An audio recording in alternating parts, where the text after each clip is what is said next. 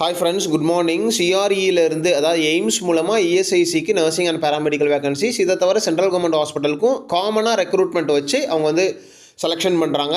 காமனாக அப்ளிகேஷன் போடணும். எல்லா எக்ஸாமுக்கும் ஒரே நாளில் தான் பெரும்பாலும் எக்ஸாம் நடக்கும். அதனால் எந்த போஸ்ட்டுக்கு நீங்கள் அப்ளை பண்ணாலும் ஒரே ஒரு அப்ளிகேஷன் போட்டிங்க அப்படின்னா உங்களுக்கு வந்து பெரும்பாலும் ஒரே நாளில் தான் எக்ஸாம் நடக்கிறதுக்கு வாய்ப்பு இருக்குது. சம்டைம்ஸ் நிறையா கேண்டிடேட் அப்ளை பண்ணுறப்ப வேறு போஸ்ட்டுக்கு வேறு நாளில் நடக்கிறதுக்கு வாய்ப்பு இருக்குது. அதாவது ஒவ்வொரு டிபார்ட்மெண்ட், நர்சிங்க்கு ஒரு நாளும் பேராமெடிக்கலில் ஒரு நாளும் நடக்கிறதுக்கு வாய்ப்பு இருக்கே தவிர பேராமெடிக்கலுக்கு தனித்தனியாக நடக்கிறதுக்கு வாய்ப்புகளே இல்லை. அதனால் ஒரே ஒரு அப்ளிகேஷன் போடுறது தான் நல்லதுன்னு நான் நினைக்கிறேன். ஸோ இதில் வந்து பார்த்திங்கன்னா உங்களுக்கு நிறைய பேர் சிலபஸ் அண்ட் எக்ஸாம் பேட்டர்ன் சொல்லுங்கள் அப்படின்னு கேட்குறதுனால இன்றைக்கி இதில் நர்சிங் அண்ட் பேராமெடிக்கலுக்கு சிலபஸ் அண்ட் எக்ஸாம் பேட்டர்ன் வந்து நம்ம வந்து பார்ப்போம்.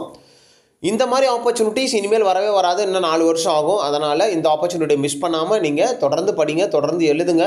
இதுக்கு கண்டிப்பாக அப்ளை பண்ணுங்கள். 31 வரைக்கும் டைம் இருக்குது. நான் 8 நாள் தான். ஸோ இதில் வந்து அப்ளை பண்ணிவிட்டு அதுக்கப்புறம் எக்ஸாம் ப்ரிப்பரேஷன் பண்ணுங்கள். கண்டிப்பாக சக்ஸஸ் ஆகிடலாம்.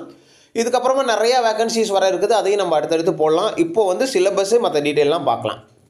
ஸோ இதில் முதல்ல அவங்க என்னென்ன கொடுத்துருக்காங்கன்னு பார்த்துருவோம். ஸோ ஆல்ரெடி நம்ம வந்து பார்த்தது தான். ஸோ அட்வர்டைஸ்மெண்ட் கொடுத்தது போட்டிருக்காங்க. கரெக்ஷன் வந்து பார்த்திங்கன்னா 12லேருந்து 14 வரைக்கும் நீங்கள் அப்ளிகேஷன் போட்டிருந்தீங்க, ஏதாவது மிஸ்டேக் பண்ணியிருந்தீங்கன்னா கரெக்ஷன் வந்து இதில் வந்து பண்ணிடலாம்.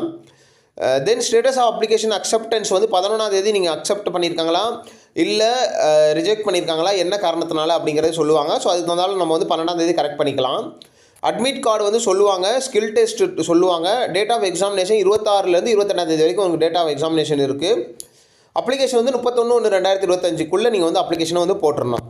வேறு இம்பார்ட்டண்ட்டாக என்னென்ன இருக்குது, இன்ட்ரொடக்ஷன் 4ஆம் பக்கத்துலையும், அப்ளிகேஷன் ப்ராசஸ் 6ஆம் பக்கத்துலையும், ஏஜ் ரிலாக்ஸேஷன் 7ஆம் பக்கத்துலையும். ஆனால் நிறைய பேருக்கு டீட்டெயில் வேணுங்கிறதுனால இதை வந்து நீங்கள் பார்த்துக்கிட்டிங்கன்னா உங்களுக்கு வந்து தெரிஞ்சிடும்.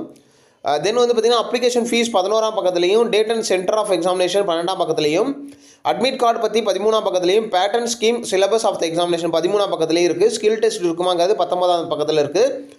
எலிஜிபிலிட்டினா உங்களுக்கு அது தவிர கொடுத்துருக்காங்க. ஸோ நம்ம 13ஆம் பேஜுக்கு டைரெக்டாக போயிடலாம். அதில் தான் நமக்கு வந்து பார்த்திங்கன்னா எக்ஸாம் பேட்டர்ன் கொடுத்துருக்காங்க. ஸோ அதை வந்து நம்ம வந்து உங்களுக்கு படித்து சொல்லலாம். முதல்ல இதில் வந்து கம்ப்யூட்டர் பேஸ்டு எக்ஸாமினேஷன் தான் இருக்கும். ஸோ இது வந்து அட்மிட் கார்டு. எக்ஸாம் வந்து பார்த்திங்கன்னா 90 மினிட்ஸ்க்கு வந்து உங்களுக்கு எக்ஸாம் இருக்கும். 100 மார்க்ஸ்க்கு 400 மார்க்ஸ் வந்து டோட்டலாக கொடுப்பாங்க. 100 கொஷின்ஸ் 400 மார்க் வந்து உங்களுக்கு வந்து மார்க்ஸ் இருக்கும். ஒரு கொஷினுக்கு 4 மார்க் வந்து உங்களுக்கு கிடைக்கும். இன்கேஸ் இதில் வந்து பார்த்திங்கன்னா காமனாக எல்லாத்துக்கும் வந்து பார்த்திங்கன்னா 25 மார்க்ஸ் வந்து பார்த்திங்கன்னா general knowledge, aptitude, knowledge, computer இதில் தான் இருக்கும். General knowledge, aptitude, general knowledge of computer இதை பற்றினு உங்களுக்கு 25 கொஷினும் 75 மார்க்ஸ் வந்து பார்த்திங்கன்னா நம்மளோட சப்ஜெக்ட்லேருந்து இருக்கும். ஸோ இதுதான் வந்து பார்த்திங்கன்னா எக்ஸாம் பேட்டர்னு.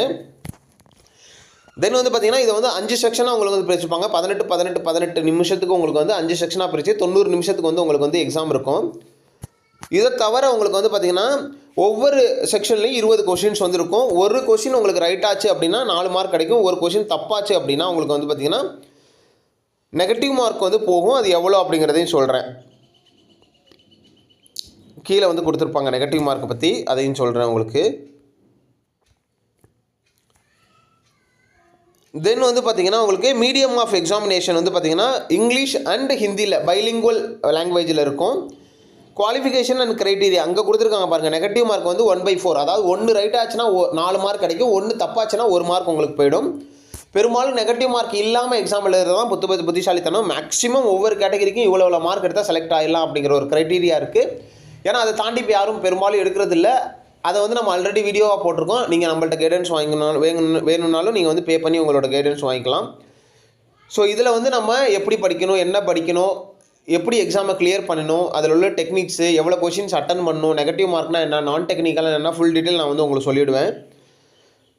தென் வந்து பார்த்தீங்கன்னா குவாலிஃபைங் மார்க்ஸ் வந்து ஒவ்வொரு கேட்டகரிக்கும் இவ்வளோன்னு கொடுத்துருக்காங்க. 40% வந்து யூஆருக்கும் எக்கனாமிக்கலி வீக்கர் செக்ஷனுக்கும், 35% வந்து ஓபிசிக்கும், 30% வந்து எஸ்சி/எஸ்டிக்கும் நீங்கள் குவாலிஃபை ஆகிருந்தீங்கன்னா மட்டும்தான் அதுக்கப்புறம் தான் உங்களுக்கு மெரிட் வச்சு உங்களுக்கு வந்து செலெக்ஷன் பண்ணுவாங்க. ஸோ இது வந்து கொடுத்துருக்காங்க, அது நமக்கு தேவையில்லை. தென் உங்களுக்கு சிலபஸ் பாருங்கள்.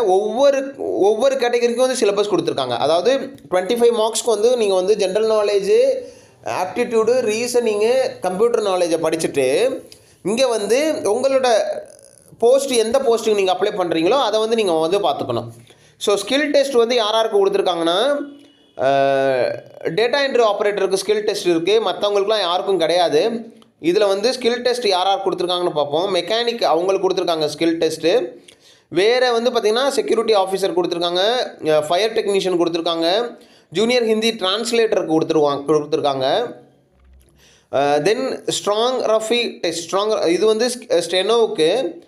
தென் வந்து பார்த்திங்கன்னா ஸோ இதில் வந்து இல்லை, ஸோ நமக்கு வந்து கிடையாது. தென் சிலபஸை பார்க்கலாம். பயோமெடிக்கல் இன்ஜினியருக்கு பயோமெடிக்கல் இன்ஜினியரிங் அதை பற்றி டிபார்ட்மெண்ட்டை பற்றி படிக்கணும். தென் மெடிக்கல் கோடிங்க்கு வந்து மெடிக்கல் ரெக்கார்டை பற்றி படிக்கணும். தென் வந்து பார்த்திங்கன்னா உங்களுக்கு வந்து பார்த்திங்கன்னா சானிட்டரி இன்ஸ்பெக்டர் கோர்ஸில் நீங்கள் என்ன சிலபஸ் படிச்சிருக்கீங்களோ அதை வந்து படித்தா போதும். உங்களுக்கு சிலபஸ் தெரியல அப்படின்னா நம்மள்கிட்ட நீங்கள் வந்து கைடன்ஸ் வாங்கிக்கலாம். நர்சிங்க்கு வந்து நர்சிங் ரிலேட்டடாக ஜென்ரலாக வந்து பார்த்திங்கன்னா நர்சிங்கில் நம்ம என்ன படித்தோமோ அதுதான் எல்லா சப்ஜெக்டும் இதில் வந்து வந்துடும். தென் ஃபார்மசிஸ்ட்டுக்கு ஃபார்மசி சிலபஸ்ஸு, ஸோ அவங்களோட சிலபஸ்க்கு வந்து 75 மார்க்ஸ். ஸோ அவங்கவுங்க சிலபஸை வந்து படிச்சுக்க வேண்டியதான். ஜென்ரலாக அப்படி தான் கொடுத்துருக்காங்க. பர்டிகுலராக வேணும் அப்படின்னா நம்ம வந்து செக் பண்ணி பார்த்து நம்ம வந்து சொல்லலாம். ஸோ அதான் ஃபார்மசினா ஃபார்மசி, அவங்க பெர்ஃபியூஷன் டெக்னாலஜி, ப்ராஸ்தட்டிக், ஆர்த்தோட்டிக்ஸு, அவங்க என்ன டியூரிங் அவங்களோட எஜுகேஷன் டைமில் என்ன படித்தாங்களோ அதுதான் சிலபஸ் அப்படின்னு கொடுத்துருக்காங்க, வேறு ஒன்றும் கிடையாது. ஸோ இதுதான் சிலபஸ்ஸு, எக்ஸாம் பேட்டர்னு. வேறு ஏதாவது டவுட் இருந்தால் கமெண்ட்டில் சொல்லுங்கள். வீடியோ யூஸ்ஃபுல்லாக இருந்தால் மறக்காம லைக் பண்ணிட்டு உங்கள் ஃப்ரெண்ட்ஸுக்கு ஷேர் பண்ணிக்கோங்க. Wish you all the best. Thank you. Miss பண்ணிடாதீங்க. 31ஆம் தேதி லாஸ்ட் டேட். தேங்க்யூ.